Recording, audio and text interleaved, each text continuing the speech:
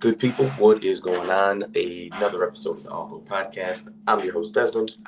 Thank you for tuning in. Want to talk about a couple things. For sure, I have to talk about the Michigan Wolverines with the 20 point underdog victory. So we'll definitely get into that. But also want to talk about the Detroit Lions. So that game obviously happened on Thanksgiving. I haven't posted a video since then, so I wanted to talk about that. Lions end up winning 23-20, and really a lot of the conversation has been about the last 33-ish seconds in that game, where the Chicago Bears are driving. They are down by 3 points. They get sacked, and I think Caleb is at the, let's see, because 58-yarder I think was the so let's say they're at the 40-yard line. Caleb Williams gets sacked. It's now 3rd and 26. The Bears have one timeout left. And Matt Eberflus, with just his incompetence as a head coach and just a situational strategist, does nothing, is basically just paralyzed and just watching the seconds tick away. I think the interesting part is there really wasn't much strategy that needed to go into that decision. It was just simply call a timeout. Just call a timeout. You get sacked with 33 seconds left. On third down, with 33 seconds left, you actually can do anything that you want. You can run the football in that scenario, because really what's the longest that's going to take? A run play. Let's say you get 6 yards, for example. You're probably looking at 25 seconds on the clock, maybe more, and that's more than enough time to run out the field goal unit and kick even if it is a 57, 55-yard field goal. Just more than enough time to get that done. You could even throw the ball down the field if you really wanted to. Obviously you're thinking about the sidelines, but you're not beholden to that. You could throw a deep post. You could throw, an over route. You could throw it, in the middle of the field, because like I said, the average football play is maybe 8 seconds, 10 seconds. I mean, obviously a catch and run is going to be a little different, but I mean, you're looking at a 7 to 10 second play where you have at worst 20 seconds to run the field goal unit out and get the kickoff, which I've been hearing varying time frames as far as how long is that going to take. I've heard 12 seconds, I've heard 18, but nonetheless, you've got enough time to do that. But I actually think the Matt Eberflus can probably look at Jahmyr Gibbs being the reason why he got fired. And the reason I say that is the Detroit Lions were up 16-0 going in. It was there was less than a minute left in the first half, and I think Jahmyr Gibbs ends up fumbling at the 5-yard line, something around there. I was actually listening to the game, driving to go see some family, but he fumbles at that 5-yard line. I think if the Lions score there, it's 23-0. And you just wonder if it's just going to, turn into a blowout where, I mean, I think it's the McCaskey family hasn't fired any coach mid-season in their entire history. And I think if it was just a blowout loss, I think you could easily make the case like, well, the Lions are just better than the Bears, so that's not that unreasonable that we lose by 30, 35 points to the Lions. They probably just keep on rolling and try to get to, the end of the season. But because things happened the way they did, Jahmyr Gibbs fumbles, and then now you get towards the end of that game where, incompetence is probably the nicest way to put it, of just such a simple decision. I think that's the most mind-boggling part is it was not that difficult of a decision. Just call timeout. Just call timeout. You had 30 seconds. Call a timeout. But he doesn't do that, and then the Bears end up losing in embarrassing fashion. And then also too, for the Bears, they have Matt Eberflus do a press conference where he says he feels confident that he's going to be coaching the next game against the 49ers. And then 3 hours later, he is announced as being fired. which I think what that does is shows it further proof of the incompetence of the Bears. Because number one, you should have gotten rid of Matt Eberflus last year, knowing that you had the number one pick and you're going to have Caleb Williams. It just would have been a very simple marriage of quarterback and head coach, regardless of whether you went with an offensive guy or not. I understand that benefit, but I don't think it's an absolute must-have. It's just the current trend right now. But there's defensive head coaches that are doing terrific, and CEO type head coaches where they're not offensive play callers that are doing just fine. So I didn't think you had to go that route, but it just would have been so easy. And now what happens is you can just flush this year of experience for Caleb Williams. I do understand, yes, he still has experience of playing, but in year two, he's not going to get the easy, right, sophomore bump of, hey, I've played in this system before, and this is the last year system. Now we just build on what we did last year. He's going to have to learn a whole new system, brand new terminology. Assuming Thomas Brown does not become the head coach, which I don't think that's going to happen. But it just not great. Just not great from the Bears, and just not a great look. And it also brings up another point that I have been meaning to mention, but is when Caleb Williams was coming out of college, a lot of people talked about generational talent, and this is not a bash Caleb moment, but in my eyes, in my opinion, I mean, I'm 38 years old now. There's only been two since I can remember. So I not the entire 38 years from now, but there's been two quarterbacks that I think were generational. And just so happens they both played for the Colts. I think it was Peyton Manning and I think it was Andrew Luck. Because to me, what generational means, it means that no matter the dysfunction that's going on with this organization, I am going to thrive and bring everybody up with me. And just in general, that is a super difficult thing to do, extremely difficult. Unfortunately, Trevor Lawrence just got hurt, but, there's a lot of talk about Trevor Lawrence when he was coming out of college, a generational talent, so on and so forth. I've made a video on the channel about him. You're just not going to be a generational talent if football isn't your end all be all and you're not obsessed with it. He had a really good stretch of, what was he, 8-3 before last year. He got banged up a little bit. I think he had a high ankle sprain, so that kind of derailed things a bit. He had the one playoff win where he was awful for a half of football and then was terrific for a half, and they ended up winning.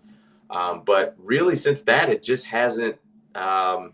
It just hasn't looked great consistently, and that is what you're missing.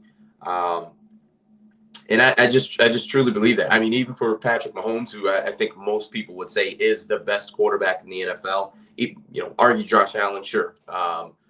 Either of those two, I don't think they would have succeeded if they would have just gone anywhere. Like Patrick Mahomes with the Raiders, I think he would have been pretty good.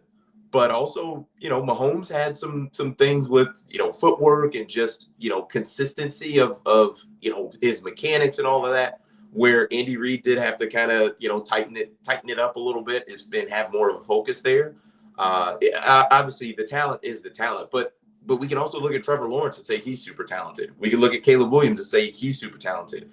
But as of now, Trevor more than Caleb, but for Trevor, it's not quite working. This is if the Jacksonville Jaguars were to could have had a time machine to look at what does the Trevor Lawrence today look like. I mean, they probably still would have drafted him, but I don't think they would have been happy about it. You would imagine that they would be competing for division titles, home football games, or home playoff games. Trevor Lawrence being a top 7 quarterback in the AFC, like those would have been givens for them, I would imagine. So just really interesting there. It stinks because I think Caleb is trying to to do the right thing, kind of stay the course and improve as a rookie, but just when there's just chaos going on around you, it's difficult to do. It's really difficult to do. So we shall see who the Chicago Bears hire. They now have an open position. Thomas Brown is was the interim OC for Shane Waldron, and then now he is the interim head coach for Eberflus. So we'll see what happens. There's rumors just because it's that time of the year, but Ben Johnson, the Lions OC, taking that job potentially. Who knows? I don't know what Ben Johnson wants to do. He's got a pretty good gig with the Lions. You've got a pretty solid quarterback. I think one who's been playing terrific, but a lot of young pieces. Sam Laporta, Jahmyr Gibbs, Jameson Williams, David Montgomery. They've got a lot of young guys who are going to be around for the next couple of years. Amon-Ra St. Brown, my apologies. But, being an offensive coordinator where you just know what to expect week in and week out from your quarterback, that's a pretty good life. So we'll see. But I would say as long as, Ben Johnson and that offense and Lions take care of that Super Bowl, then yes, you can, at that point, we would be willing to release him and watch him spread his wings and go to Chicago to be a head coach. So now we have to talk about the game. Michigan versus Ohio State. Holy cow. I was watching this game with some friends, and it was odd. It was an odd game from the Ohio State perspective. I'll start with Michigan just because they won. Just the amount of everything just seemed to come together, and not that it was perfect, but it just for all of the struggles that Michigan has had offensively, even some of the struggles that they've had this season defensively, with Wink Martindale. It just, the defense didn't quite look as great as I would imagine most Michigan fans thought it would. Some of the play calls, some of the blitzing, and it just looked off a bit. I've had my criticisms of Sharon Moore as far as his operation as the head coach, not being a play caller. It needs to look a certain way and should look a certain way. But on Saturday, that was just a masterclass of a team just sticking together, not being frustrated, being ready for the moment, being focused, fighting for each other. It was unreal. And you could, that defense of holding Ohio State to 10 points, no matter what, I really don't care who you play as far as football goes, but to hold a team to 10 points in today's college football is pretty impressive. I'm not sure teams are holding Army and Navy to 10 points, and no disrespect to them, just saying with the wing T offense is not always the most explosive when it comes to points, but there's just, you look at just the totality of you just signed Bryce Underwood to, what was it, not even 10 days ago, where he commits to Michigan, flips from LSU. Then you get this game, which is the game. I haven't looked at what the ratings were, but I would imagine they would be massive. And just the momentum that the Michigan program has going on right now is second to none. And I took a look at the 247 rankings, and at that point, which was maybe a week ago, Michigan was ranked number 9 for this upcoming class. And I would imagine there's going to be some other guys who commit and follow Bryce Young, just want to go and play with him as well. So you just look at the momentum, just unreal. Can't say enough good things about the Michigan program to put it all together like that. And was seeing Sharon Moore after, when it was clear the game was in, was pretty much done. Him going over to wave to the Ohio State fans, kind of waving goodbye. Personally, I wouldn't have done it, but that's when you win, you get to do whatever you want.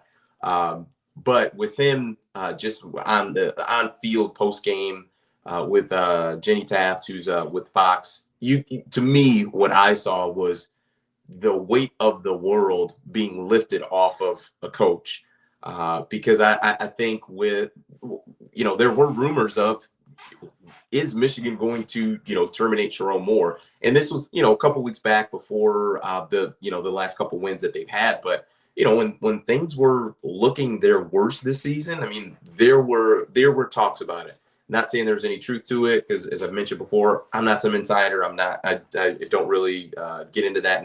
Not all that concerned about it either.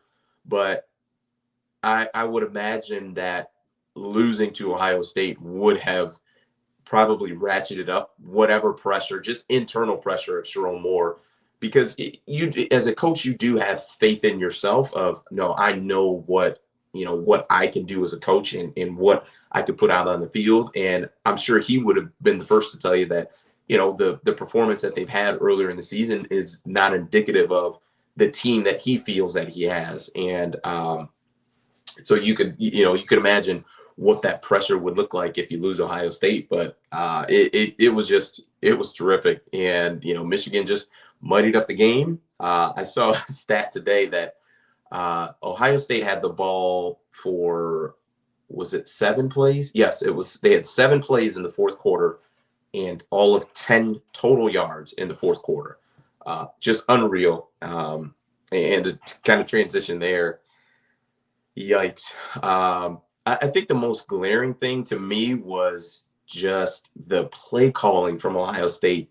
I mean, you've got, All-American level guys, NFL talent on the outside at wide receiver, and you just decide to turn into like I don't even understand it. Just a wing T team. We're just going to run the ball nonstop. I get it. Will Howard did throw the interception early. He ended up throwing a second interception as well. But your best chance to win was going to be to the first one to 21 points, first one to 28 points.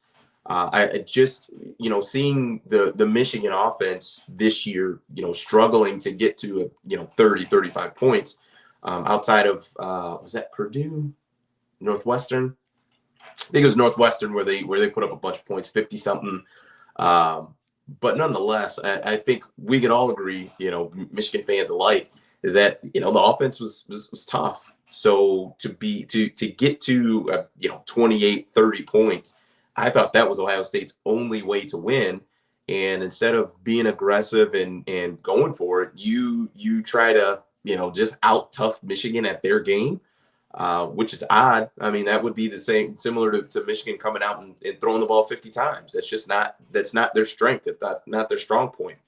And for Ohio State, it just, I mean, honestly, they called that game offensively like they were scared. And I put that on, obviously, Chip Kelly is the offensive coordinator, but that's on Ryan Day as well. Like it is very easy for you as a head coach to hop on that headset, which you should be on that channel anyway. When the offense has the ball, you should be on the offensive channel listening to what the heck's going on. Because if at any point you need to jump in and say, hey, no, we need to run the ball here, or we need to throw the ball. I mean, there were multiple 3rd and 8s where Ohio State just basically to me, gave up on the possession. Like, we'll just run it. We're not going to get 8 yards. And multiple times in the game, it was odd. And I know there's been a lot of talk of Ryan Day, getting fired. If it were me, if I were the one making that decision, I wouldn't do that.